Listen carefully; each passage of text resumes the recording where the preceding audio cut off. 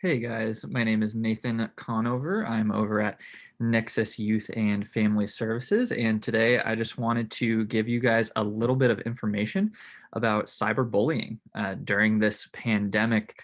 As I'm sure you've all experienced, schooling has gone from on site to online, and with that, bullying has shifted even more so than it used to be from physical in-person bullying to bullying over the internet. So today I just wanted to talk a little bit about what that looks like, how often it happens, the effects that that might bring, and then also we will look at some really cool resources for you guys so that you know what to do with it. So first, let's just define what it means to bully.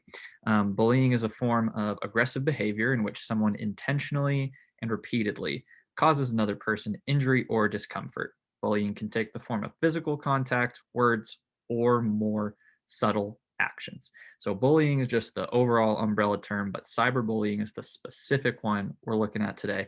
And it's the use of technology to repeatedly and intentionally harass, hurt, embarrass, humiliate, or intimidate another person. So, what does this look like? A lot of the time, it'll be negative comments or posts on social media platforms such as Facebook, Instagram, TikTok, YouTube, Reddit, etc. But it can also be hurtful comments or rumors spread through text, over the phone, through pictures, other stuff like that. So, how often does this happen? What's the prevalence? Well, in 2007, it was reported that 19% of middle and high school students were being cyberbullied, but that's just what was reported. So, probably that number was lower than was actually happening. Fast forward to 2019, and 36.5% reported cyberbullying. So, we saw a huge jump in just a span of a little over 10 years. And again, that's just what reported. So probably the numbers in reality were much higher. The US in particular has the second highest rate of any country in the world for people of any age who have ever reported having been cyberbullied in their lifetime at 61%. So more than one out of every two people. And then we can also look at the experiences of genders experiencing cyberbullying differently. Adolescent girls are more likely to experience cyberbullying as a whole, and girls are more likely to experience it in the form of rumors, whereas boys are more likely to experience it in the form of threats. And why do they do it? Why do kids, why do teenagers, why does anyone resort to cyberbullying?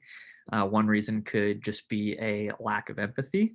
They can't put themselves in another person's shoes or really understand what another person is going through.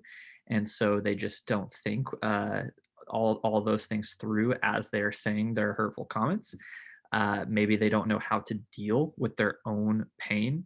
The famous phrase goes, hurt people, and so they just don't really understand all of the pain going on inside, how to put that out in a healthy or decent way in order to cope. And so instead they just resort to tearing people down. Another reason may just be boredom. Boredom mixed with the internet is not always a recipe for success. And so cyberbullying sometimes can simply be the result of having nothing better to do. Ignorance is another one. Students may make fun of or tear down people who maybe have different lifestyles or something that they don't understand, that they're not familiar with. And then another one might just be revenge. Maybe another person has hurt them. And so this is the way that they are trying to get back. Some of the effects of cyberbullying. Being cyberbullied increases the chances of harassing peers online themselves. So, back to what I said about hurting people, in the case of cyberbullying, that's 100% the case. Students who experience bullying are at increased risk for depression, anxiety, sleep difficulties, lower academic achievement, and also dropping out of school. Teens in particular who were cyberbullied shared that it negatively impacted their feelings about themselves, their friendships, physical health, and even their schoolwork. And so when you look at some of the general feelings that a kid or a teenager might feel when they are cyberbullied, is feeling overwhelmed, powerless, embarrassed, worthless, alone, and in the worst case scenario, even suicidal. And so, if you're a kid or if you're a teenager who is watching this, what if it happens to you? You might ask, what should I do in case this happens to me? And I think there's a few different things that you can do in order to tackle this head on. And the first one is to learn how to speak up. Don't just hide it, don't just dismiss it. Stand up for yourself by voicing your needs and then also taking action. Because you matter. So don't let anyone tear you down or hurt you emotionally because you deserve to be cared for and also treated with respect. And you might say, Nathan, well, that's really easy to say, but how do I walk that out? What are some practical steps that I can take? And I think there's a variety of strategies that are right here on the slide. The first one is blocking the person who might be bullying you. Just about every social media or virtual platform has an option to be able to block other users, either if you don't like the content they're sharing or if they are interacting with you in a way that you disagree with. Telling a parent or a teacher might be another good avenue of action. Being able to get an adult on your side because they might be able to make things happen that you wouldn't necessarily be able to do it by yourself. Sometimes it's best to just ignore the person. Sometimes they might be bullying you because they just want to get a rise out of you. And so by ignoring them, you might actually be getting a rise out of them, but also you may be shutting the whole thing down because they may lose interest.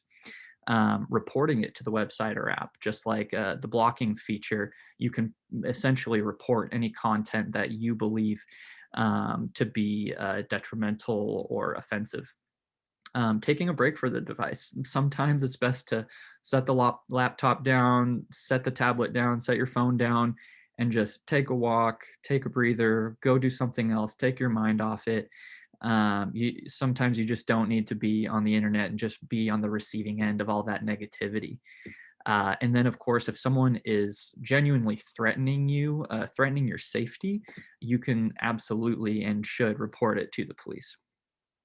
Now, if you're a parent watching this, how can you help? I think there's several things that you can do as well.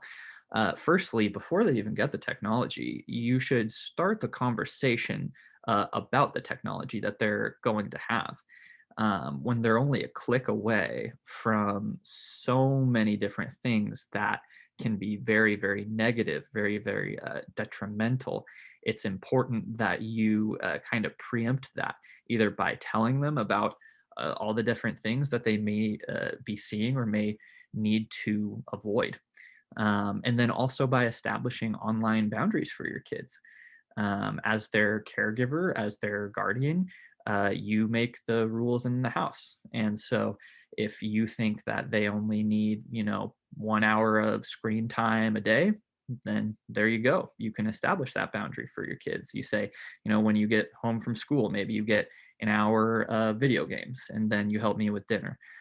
Or something like that, so that you limit the amount of screen time and limit the amount of opportunities that maybe the cyberbullying may occur. Another thing that if you know for sure it is currently happening is to capture the evidence by taking pictures of the comments or by saving the messages, saving the photos, just in case you need to provide proof that it is in fact happening in order to defend your child. And then some of the helpful things you can say could be as simple as, "You are not alone. Bullying is never okay. And we will work together to stop this because I will advocate for you." A lot of the time, kids just need to know that someone is for them and that they are not alone. And this can be half the battle right there. Now, if you are a friend watching this, maybe it hasn't happened to you directly, but you've seen it happen to someone you care about. How can you help? It was found that 2 out of 3 students are willing to step in to defend, support, or assist those being bullied at school and online when they see it. So, for as often as the negativity is happening, there's also a lot of positivity and loyalty happening as well. So, if you see that happening online, it could be as simple as commenting with positive support right after someone is posting something negative to come to the aid of your friend. You also could tell a teacher or authority figure so that it doesn't seem like your friend maybe is making it up. If it comes from multiple directions, maybe the teacher or parent will catch on to the reality of the situation. You also can report it on the website or app. And most importantly, I think you can reach out to your friend who has been bullied and you can let them know that you're there for them so that they feel supported and that they know that they're not alone. And so, a few of the resources that I have for you guys is first and foremost, those of us here at Nexus Youth and Family Services are here for you. We're here and we offer all sorts of services, including therapy. And so, if you want to know any ways that we can help you, you can contact Brenna Kantner for more information at the number provided on the screen. And we'd be happy to help you navigate that.